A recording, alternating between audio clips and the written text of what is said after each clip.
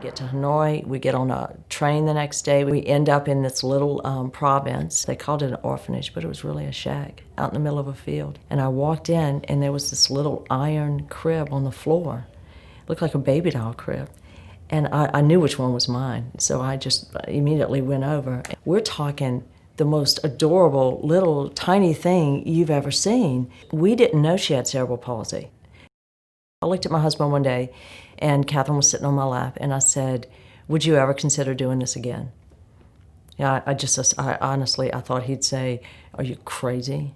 And he looked at me, he said, if we can get the money together, if we can do whatever it takes, I said, sure, we'll do it again. That's when we started brainstorming on what are we gonna do, and it runs around $60,000 to get this done.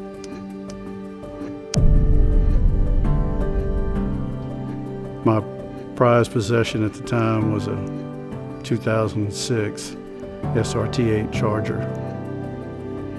"I'll sell it." And she said, "What?" I said, "Yeah, I'll sell it. We'll use that for a good start." First person who called paid cash for it.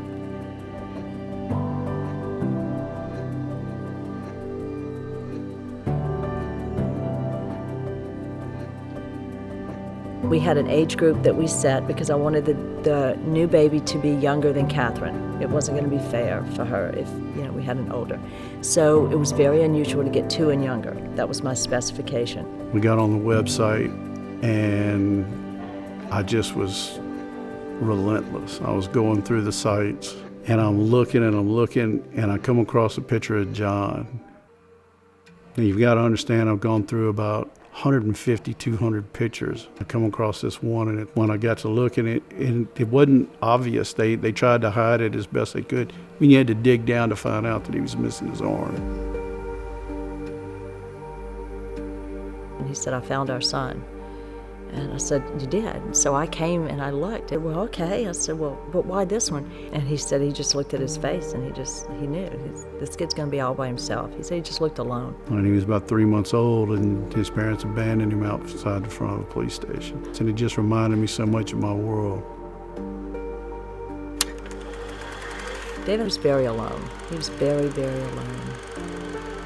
People who put me up for adoption didn't want me, and the people who adopted me wasn't a good thing. It was pretty abusive.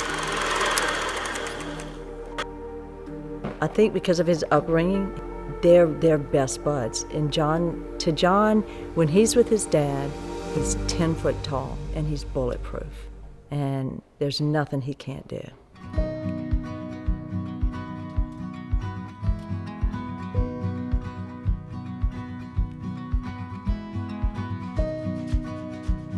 We've tried buying different bikes with training wheels, and we've had more crashes, and John's wanted to go so bad that he was running, walking with them.